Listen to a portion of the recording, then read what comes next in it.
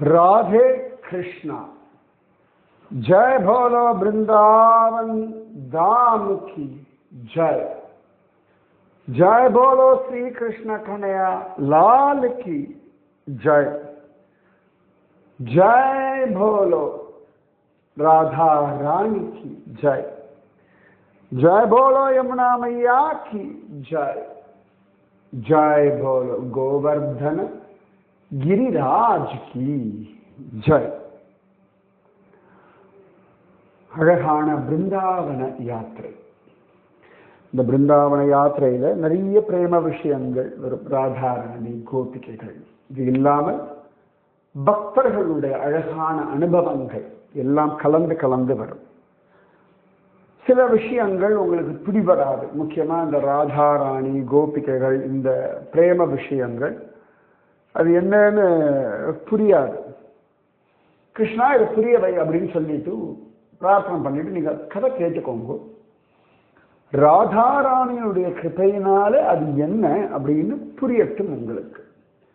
எப்பொழுதுமே அவங்க மனசுல ஏதான ஒரு விஷயத்தை பத்தி ஒரு சந்தேகம், ஒரு தயக்கம் அப்படின்னு இருக்குன்னா உடனேயே அந்த சந்தேகம், தயக்கத்தை பகவான் கிட்ட ஆத்மார்த்தமா சொல்லுங்க. சொல்லிட்டு அடுத்த நாளே பாருங்க. உங்களுக்கு தெரிஞ்சதை பண்ணிட்டு இருங்க. உங்களுக்கு பண்ண வேண்டிய விஷயங்களை பண்ணுங்க. அப்ப தானாகவே ஒரு காலகட்டத்தில் அதற்கான பதில், தீர்வு, தெளிவு எல்லாமே நிச்சயமாக கிடைக்கும். எந்த விஷயத்தையும் அதை அப்படியே பிடிச்சுண்டு அதிலேயே தொங்கிட்டு இருக்க வேண்டிய அவசியம் இல்லை. ஏன்னா தெய்வ விஷயத்தை தொங்கிட்டு கிடக்கலாம். தெய்வத்தை நினைச்சுண்டு தியானம் பண்ணலாம். அதெல்லாம் தொங்குற மாதிரி தான், பிடிச்சிட்டு தொங்குற மாதிரின்னு. மற்ற விஷயங்கள்லாம் அப்படி விட்டுருங்க. சில விஷயங்கள் காலப்போக்கில் புரியும். இப்ப 25 வயசுல ஒரு விஷயத்தை நாம புரிஞ்சுட்ட விதம் வேற, ஒரு 40-45 வருஷத்துல அதை புரிஞ்சுக்கிற விதம் வேற. இது ஏன்னா வயசுனாலே கிடையாது, வாழ்க்கையின் அனுபவத்தினாலேயும் நாம புரிந்து கொள்ளக்கூடிய பக்குவத்தினாலேயும் நமக்கு அந்த விஷயங்களானது புரிகிறது. சரியா? அதனாலே எல்லாம் கேட்டுக்கோங்க. கேட்க கேட்க கேட்க பலவிதமான அனுபவங்கள் கிடைக்கும். சரியா? மனசு முக்கியமா, மனசு. பிருந்தாவனம் உங்க மனசை அழகா பக்குவப்படுத்தணும். ஓகேவா? இது எப்படி சமர்த்த ராமதாசருடைய வைபவம் ஒரு விதத்துல மனசையும் வாழ்க்கையும் பக்குவப்படுத்திட்டோம், அந்த மாதிரி ஸ்ரீ பிருந்தாவனம் அதனுடைய லீலாஸ்தலங்கள் இது இன்னொரு விதமா பக்குவப்படுது. ஏன்னா மனசு பக்குவப்பட்டுட்டே இருக்கணும். ஒவ்வொரு காலகட்டத்தில் அடடா இது இவ்வளவு நாள் தெரியாம போயிடுது அப்படின்னு சொல்லுவோம். நிறைய பேர் என்கிட்டே சொல்லுவா, நீங்க எப்பயும் சொல்லுவேன் ஃபோக்கஸ் பண்ணு இப்பதான் புரிய ஆரம்பிக்கிறேன். ரொம்ப நாளாக சொல்லிட்டு இருக்கேன். அது அப்படிதான். இப்ப வேதவியாசர், வேதம் நன்னா தெரிஞ்சவர், வேதத்தை 4ஆ பிரிச்சவர், வேத ரகசியமா மகாபாரதம் எழுதினவர். ஆனாலும் மனசுல அதிருப்தி. அது என்னடான்னு யோசிச்சார். அதுக்கப்புறம் நாரதர் சொன்னோன்னு புரிஞ்சு கொடுத்து அழகா பாகவதம் எழுதினார். அதோடா நான் வேதம்லாம் பிரிச்சிருக்கேன், மகாபாரதம்லாம் எழுதியிருக்கேன், எனக்கு இந்த விஷயம் புரியாம போயிடுத்தேன் அப்படின்னு வெக்கப்பட்டு நொந்து போய் ஐ எம் வேஸ்ட் அப்படிலாம் நினைக்கலாம் இல்லை. உடனே தன்னுடைய விஷயங்களை புரிஞ்சுட்டா, ஓ இந்த இடத்த நான் ஃபோக்கஸ் பண்ண விட்டுட்டேன் பாருங்க. ஃபோக்கஸ் அவர் சொல்ற, அவர் ஓ நான் இந்த விஷயத்தை ஃபோக்கஸ் பண்ணலையே. நாரதர் சொல்றார், நீ மற்ற எல்லா விஷயத்தையும் அழகா ஃபோக்கஸ் பண்ணி சொன்னார். சொல்ல வேண்டியது பகவான், பக்தர்கள், பக்தி. இதை ஃபோக்கஸ் பண்ணி சொல்லுன பிறகுதான் அவருக்கு ஓ மகாபாரதத்துல இதையும் சொல்லியிருக்கேன். ஆனா பகவான், பக்தன், பக்தி. பக்தன்னா பக்தர், பக்தை எல்லாமே உண்டு. ஸோ இதை ஃபோக்கஸ் பண்ணலையே. அதன் பிறகு எழுதினது தான் ஸ்ரீமத் பாகவதம். அப்ப வேதவியாசருக்கு சம்டைம் அவுட் ஆஃப் ஃபோக்கஸ் போயிடுறோம், திருப்பியும் ஃபோக்கஸ் வர்றது, புரியுறதா? அதனாலே இதெல்லாம் நார்மல். ஸோ பிருந்தாவனத்தில் இது நம்ம பார்த்துட்டு இருந்தோம், மீரா வாழ்ந்த வீடு. அப்ப கூட சொல்லியிருந்தேன், மீராவுடைய ஒரு சால கிராமம் பத்தி சொல்லிட்டு இருந்தேன். கருணாக பாம்பே சால கிராமமாக மாறியது அப்படின்னு சொல்லி காண கிடைக்கிறது. ரைட்டா? இன்னைக்கு இன்னொரு சால கிராமமும் அதை பூஜை பண்ண பக்தரையும் பார்ப்போம். என் கூட வந்தவாளுக்கு தெரியும், நிறைய பிருந்தாவன கதைகள் நான் சொல்லி கேட்டவாளுக்கு தெரியும். இருந்தாலும் திரும்பவும் சொல்ல, இது பிருந்தாவனம் எக்ஸ்க்ளூசிவ் விஷயங்கள். பிருந்தாவனத்துல சனாதன கோஸ்வாமி, ரூப கோஸ்வாமி, ஜீவ கோஸ்வாமி இவெல்லாம் இருந்தா இல்லையா? அந்த மாதிரி ரகுநாத தாச கோஸ்வாமி, ரகுநாத பட்ட கோஸ்வாமி, 5 பேர் சொன்னா, 6வது கோபால பட்ட கோஸ்வாமி. எஸ், இன்னைக்கு நம்ம பார்க்க போறது கோபால பட்ட கோஸ்வாமி பத்தி. ரூப கோஸ்வாமியுடைய கொஞ்சம் விஷயங்கள் பார்த்தோம். எந்த கோவில்ல அவர் எந்த இடத்துல உட்காந்து பஜனை பண்ணிட்டு இருந்தாரோ, அவர் எந்த இடத்துல அவரோட சமாதி இருக்கோ, அது என்ன கோவில் நான் இப்பதான் சொன்னேன், யோசிச்சு சொல்லுங்க. சரியா? இந்த 6 கோஸ்வாமி நான் சொன்னேன் இல்லையா? ரூப கோஸ்வாமி, சனாதன கோஸ்வாமி, ரகுநாத தாச கோஸ்வாமி, ரகுநாத பட்ட கோஸ்வாமி, ஜீவ கோஸ்வாமி, கோபால பட்ட கோஸ்வாமி, 6 கோஸ்வாமிகள். இந்த கோஸ்வாமி அப்படின்னு சொல்றது எல்லாமே கௌடிய வைஷ்ணவ சம்பிரதாயத்தை சேர்ந்த ஆச்சாரியர்கள், குருமார்கள் அப்படிதான் அர்த்தம். கௌடிய வைஷ்ணவம், கௌட தேசம் அப்படின்றது இன்றைய வெஸ்ட் பெங்காலும் ஒரிசாவும் இணைந்த நிலப்பரப்பு, கூட பெங்கால்லாம் கூட வரும், அதெல்லாம் சேர்ந்ததுதான் கௌட தேசம். அந்த இடத்துல இருந்து வந்தவர்கள் கௌடிய வைஷ்ணவர்கள். அதுல இந்த 6 பேரும் பிருந்தாவனத்துல ரொம்ப முக்கியம். சான்ஸ்கிரிட்ல பெரிய பெரிய விஷயங்கள்லாம் ராதா கிருஷ்ண லீலையை பற்றியும் பிருந்தாவனத்தினுடைய லீலாஸ்தலங்களை பற்றியும் பலவிதமாக எக்ஸ்ப்ளோர் பண்ணவர்கள், அனுபவித்தவர்கள், அது உலகத்திற்கு பிரகடனப்படுத்தினவர்கள். அதுல அந்த கோபால பட்டர், இதற்கு என்ன பட்டர்னு பேருனா பட்டர். ஸ்ரீரங்கத்துல ராமானுஜ சம்பிரதாயம், வடநாட்டிலாம் ஸ்ரீ சம்பிரதாயம் அப்படின்னு தான் சொல்லுவார்கள். அந்த ராமானுஜ சம்பிரதாயத்தை சேர்ந்த ஒருத்தர், அவருடைய பிள்ளைதான் இந்த கோபால பட்டர். யார் அவர் அப்படின்னா, வெங்கட பட்டர்னு ஒருத்தர் இருந்தார். ஸ்ரீகிருஷ்ண சைத்தன்ய மகாபிரபு அழகா தட்சிண தேசம், நம்ம தமிழ்நாடு பக்கம், ஒரிசாலிருந்து இப்படி கீழே இறங்கி ஸ்ரீகூர்மம் இப்படி இறங்கி வந்து அவர் ஸ்ரீரங்கம் எல்லாம் வரார். நம்ம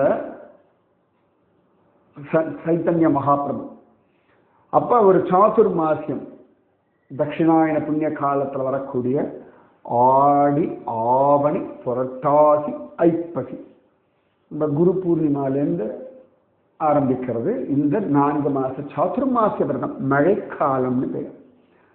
அந்த மழை காலத்துல சைத்தன்ய மகாபிரபு 4 மாசம் ஸ்ரீரங்கத்துல திரு வெங்கடபட்டர் அப்படின்ற ஒருத்தர் இல்லை, வெங்கடபட்டர் பேர் அவருக்கு, அவர் வீட்டில் தங்கியிருந்தார். அவர் வீட்டு பிள்ளை தான் கோபால பட்டர். சின்ன பிள்ளையா இருக்கும்பொழுது சைத்தன்ய மகாபிரபு உபதேசம் பண்ணார். சைத்தன்ய மகாபிரபு அந்த வீட்டை விட்டு கிளம்பும் பொழுது, பயில பெருசான பிறகு நீ கல்யாணம் பண்ணிக்க வேண்டாம், அப்பா அம்மாவுக்கான கர்மாக்கள்லாம் பண்ணின்று இப்போ பக்குவம் வந்த பிறகு நீ பிருந்தாவனத்துக்கு வா அப்படின்னு சொல்லி சைத்தன்ய மகாபிரபு ஆக்ஞை கொடுத்தார். அந்த ஆக்ஞைப்படி அழகா பிருந்தாவனத்துக்கு வந்தவர் தான் இந்த கோபால பட்டர். பிருந்தாவனத்துக்கு வந்து இந்த கோஸ்வாமிகள்லாம் இருக்கா இல்லையா, அவளோட இருந்துட்டு தியானம், நாம ஜபம் இதெல்லாம் பண்ணிட்டு இருந்தார். மதுகரி அப்படின்னு சொல்லுவாங்க. மதுகரி அப்படின்னா குடும்பங்கள் வாழறா இல்லையா, அந்த வீட்டில் போய் வாசல்ல நின்று பிக்ஷை வேணும்னு கேட்கறது. அவர்கள் என்ன கொடுக்கிறார்களோ அதை வாங்கிண்டு வர்றது. அதுக்கு பேர் மதுகரி அப்படின்னு பேர். இது ரொம்ப அழகா 2 விதமா சொல்லுவோம். மாதுகரின்னு சொல்லுவா, மதுகரின்னு சொல்லுவா. அதுக்கு மதுகரின்ற வார்த்தைக்கு ஒரு அழகான ஒரு விளக்கம் சொல்றா. இந்த தேனி இருக்கு இல்லையா, அதுவும் மது அப்படின்னு சொல்லுவா. அந்த தேனி என்ன பண்ணும், ஒவ்வொரு பூவா உக்காந்து தேன் எடுக்கும். அந்த பூவுக்கு வலிக்காமல் அந்த பூவில் எவ்வளவு தேன் இருக்கோ அதை மட்டும் எடுத்துட்டு அதுக்கு எவ்வளவு வேணுமோ எடுத்துட்டு வந்துடும். அந்த மாதிரி ஒரு 7 வீடுக்கு போகணும். அவர்கள் என்ன கொடுக்குறாலோ அதை வாங்கிக்கணும்.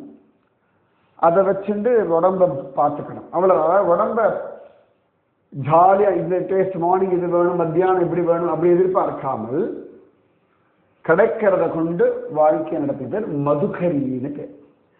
அந்த மாதிரி வாழ்ந்துண்டு நிறைய கிரந்தங்கள்லாம் வாசிச்சுண்டு விடாம ஹரே ராம ராம ராம ஹரே ஹரே, ஹரே கிருஷ்ண கிருஷ்ண கிருஷ்ண ஹரே ஹரே, ஹரே ராம ராம ராம ஹரே ஹரே, ஹரே கிருஷ்ண கிருஷ்ண கிருஷ்ண ஹரே ஹரே அப்படின்னு ஜபிச்சுண்டு அழகா தன்னுடைய விஷயங்களை பண்ணிட்டு இருப்பா. பக்தி பண்றா. அவளுக்கு விஷயம்னா அந்த பக்தி பண்றது தானே. அப்ப இந்த கோபாலபட்ட கோஸ்வாமி கொஞ்ச நாள் பிருந்தாவனத்தை இருந்து சரி, அப்புறம் ஏதோ சங்கல்பமாச்சு, பகவத் உத்தரவு, நேர வடதேச யாத்திரை. அவர் இருக்கிறதே வடதேசம், அதை தாண்டி இன்னும் மேல போறார். முக்கியமா முக்திநாத் சாலக்கிராமம், அந்த முக்திநாத் யாத்திரைக்கு போறார். முக்திநாத் போக நான் இன்னும் போனதில்லை, காத்திருக்கேன். என்னைக்கு முக்திநாத் பகவான் கூப்பிடுகிறானோ அன்னைக்கு போவேன். நிறைய பேர் அழிச்சுட்டு போகணும்னு தான் ஆசை. பார்க்கலாம் பகவத் சங்கல்பத்தில் எப்படி நடக்கிறதோ நிச்சயமா நடக்கட்டும். போற அந்த முக்திநாத்திலிருந்து தள்ளி போகணும். தாமோதர குண்டு அப்படின்னு பெயர். அந்த தாமோதர குண்டு குளம், அங்க போய் அவர் தீர்த்தம், கண்டகி நதி, த சோர்ஸ் ஆஃப் கண்டகி நதியெல்லாம் அந்த பக்கத்துலாம். அங்கதான் நிறைய சாலக்கிராமங்கள் கிடைக்கும். அது ஸ்வயம் விஷ்ணு ஸ்வரூபம் அப்படின்னு தான் புராணங்கள்ல காண கிடைக்கிறது. இந்த வீட்டில் சாலக்கிராமத்தை வச்சு பூஜை பண்றதுன்றது ரொம்ப முக்கியமான ஒரு கர்மாவாக இந்துக்களுக்கு சொல்லப்பட்டிருக்கு. சாலக்கிராமத்தை உள்ளுக்குள்ள உடைச்சு பார்த்தோம்னா அப்படி சக்கரம் போல, சோர்சன் சக்கரம் போல டிசைன்ஸ் இருக்கும். சரியா? அவ்வளவு சிரேஷ்டம் இந்த சாலக்கிராமம். ஆழ்வார்கள் பாசுரத்துல கூட சாலக்கிராமமுடைய நம்பி அப்படின்னு கண்ணனை சொல்லும் பொழுது சாலக்கிராமத்துல இருக்கக்கூடிய நம்பி, சாலக்கிராமத்தை வச்சிருக்கிற நம்பி, சாலக்கிராமமா இருக்கிற நம்பி அப்படின்னு சொல்லுவார்கள். இன்னைக்கும் ஸ்ரீ வைஷ்ணவ சம்பிரதாயத்துல கல்யாணத்துல எல்லாம் சாலக்கிராம மூர்த்தியை சீதனமா கொடுக்கிறது அப்படின்னு ஒரு வழக்கம் உண்டு. அந்த மாதிரி அந்த சாலக்கிராமம் எல்லாம் கிடைக்கிற இடம் கண்டகி நதி. அப்ப இவர் அங்க போயிட்டு தீர்த்தம்லாம் ஆடிட்டு அழகா தியானம் எல்லாம் பண்ணிட்டு கமண்டலத்துல அப்படி தண்ணியை எடுக்கிறார். எடுக்கும் பொழுது பார்த்தா அதுல ஒரு 10-12 சாலக்கிராமம் வந்துடுத்து. அவர் பார்த்தா திரும்பி அதை அப்படியே கண்டையில் கொட்டிட்டார். சாதாரணமா ஒரு சாலக்கிராமமா கிடைக்குமான்னு மக்கள்லாம் அதில் போய் இப்படி தொழாவின்னு இருப்பார். அப்ப இவர் கிடைச்சது இந்த மோத்தத்துல சரி, திரும்பியும் அதை நதியில போட்டு திரும்பியும் கமண்டலத்துல ஜலம் எடுத்தார். 2வது தடவையும் அதுல கொஞ்சம் கமண்டலங்கள், அந்த கொஞ்சம் சால கிராமங்கள்லாம் வந்துடுது. அவர் பார்த்தா இது நடாது, அவ்வளவு பெரிய பாக்கியம். திரும்பி அதை நதியில அப்படி விட்டார். விட்டுட்டு திரும்பி 3வது எடுக்கிற 3வது தடவையும் ஒரு மேலிருந்து வாரியா தண்ணி தான் எடுக்கிறார். ஆனா இவர் தண்ணி முண்டு அப்படி எடுக்கும் பொழுது பார்த்தா அவருடைய கமண்டலத்துல சால கிராமங்கள் வந்துடுறது. அப்ப அவருக்கு புரியறது, சரி இது கிருஷ்ண சங்கல்பம், சால கிராமங்கள் வரும், சரி எடுத்துப்போம் அப்படின்னு சொல்லி பத்திரமா மரியாதை அடங்கணும் சொல்லி அவருக்கு ஒரு அங்கவஸ்திரமா இருக்கும், அதை எடுத்து அதுல கட்டிண்டு இந்த சால கிராமத்தை தன் கழுத்துல கட்டிண்டு பத்திரமா எடுத்துட்டு போனேன். ஏன்னா பல வருடங்கள் போறாங்க அப்படின்னு சொல்லிட்டு மரியாதையா இருக்கணும், கழுத்துல ஒரு துண்டுல கட்டிண்டு எடுத்துண்டு ஒரு பல பிரதேசங்கள்லாம் தாண்டி திரும்பவும் ஸ்ரீ பிருந்தாவனம் வர வந்தவர் அந்த சால கிராமத்துக்கு ஒரு சின்ன ஒரு கூட மாதிரி வச்சுண்டு யமுனை ஆற்றங்கரையில் ஒரு அரச மரத்தடியை உட்கார்ந்துட்டு அவர் பஜனை பண்ணிட்டு இருந்தார். இன்னைக்கும் அவருடைய பஜன குடீரம் அந்த இடத்துல இருக்கு. அரச மரமும் இன்னைக்கும் இருக்கு. இந்த சால கிராமமா வந்து சுவாமிக்கு பூஜை எல்லாம் பண்ணுவார், சந்தனம் எல்லாம் இடுவார், ஜபிப்பார், திருப்பியும் ஏதோ கிடைச்சத நிவேதனம் பண்ணுவார். ராத்திரி படுத்துக்கும் பொழுது சால கிராம அந்த மூட்டையை கூட மாதிரி வச்சு மரத்து மேல கிளையில தொங்க விட்டுட்டு படுத்துப்பார். திருப்பியும் அடுத்த நாள் காலையில் எழுந்து சால கிராமத்தை எடுத்துட்டு போய் யமுனையில் அபிஷேகம் எல்லாம் பண்ணி ரொட்டீன் அவருக்கு பூஜையெல்லாம் என்ன தெரியும்.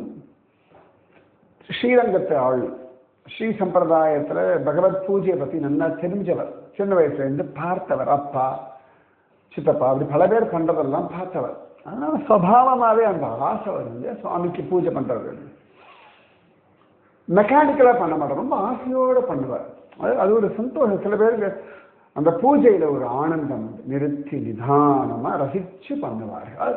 அதில் பெருமையோ அடுத்தவாளுக்கு நிரூபணம் பண்ணுறதெல்லாம் கிடையாது. சில பேருக்கு நாமம் எழுதுறதுல ருச்சி இருக்கும், நாமம். சில பேருக்கு பாராயணத்தில் அப்படி ஒரு அலாதி பிரியம் இருக்கும். சில பேருக்கு பஜனையில பிரியம் இருக்கும். நான் திரும்பவும் சொல்றேன், நீங்க பஜனை பண்ணலாம், நாமஜபம் பண்ணலாம், ஆனா அதுல முழு ஈடுபாடோட பண்ணுவேன். நிறைய பேர் நான் பார்க்கிறேன், இது குத்தம்லாம் சொல்ல, உங்களை நீங்கள் உணரணும். நீங்க பஜனை நிறைய பேர் பஜனை பண்ணுவா, உலகத்தில் நிறைய பெருமை கிடைக்கும். ஆனா நிஜமாவே அந்த பஜனை ஆத்மார்த்தமா கண்ணனுக்காக பண்றவளான்னு அவவா யோசிக்கணும். நீங்க பஜனை பண்றவளா யோசிச்சுக்கோங்க. ஊர் உலகம் தட்டுற கைத்தட்டலுக்காக பஜனையா, உண்மையாகவே பஜனை பண்றோம்? வரும் அந்த கைத்தட்டல ஆசை வரும், அகம்பாவம் வரும், கோபம் வரும், எதிர்பார்ப்பு வரும், ஏமாற்றம் வரும், எல்லாம் வரும். கோபிகளுக்கே வரலையா? ஆனா அதை அலசி ஆராய்ஞ்சு டக்குன்னு வெளில வரணும். கோபிகள் அதானே பண்ணா. தவறுகள் வந்து மனித இயல்பு. ஆனா உடனே கடகடன் சுதாரிச்சுக்கணும், ரொம்ப தூரம் அதில் போயிடக்கூடாது.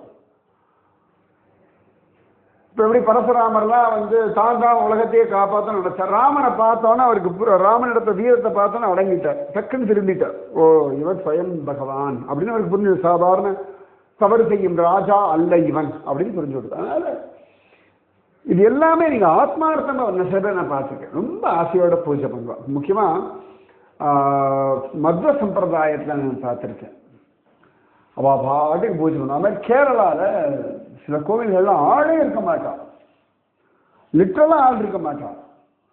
ஆனாலும் அந்த ஸ்ரீவேலி அந்த பூஜை எல்லாம் கரெக்டா பண்ணுவான். ஏன்னா அது ஒரு அவ ரொம்ப சதையோட பண்ணுவான். யார் இருந்தாலும் வரலன்னாலும் மழையோ என் வெயிலோ அவ பாட்டுக்கு பண்ணுவார்கள். ஆர்ப்பாட்டம் இல்லாம தன்னஞ்செறிவது பொய்யற்க, பொய்த்த பின் தன்னஞ்சே தன்னை சொல்லும். அதனால உங்க மனசுக்கு தெரியணும் ஆத்மார்த்தம். That's more important. சரியா?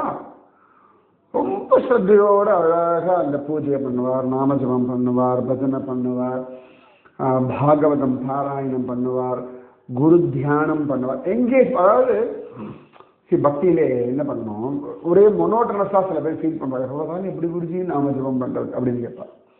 என்ன பண்ணுங்க, கொஞ்ச நேரம் நாமஜபம் பண்ணுங்க.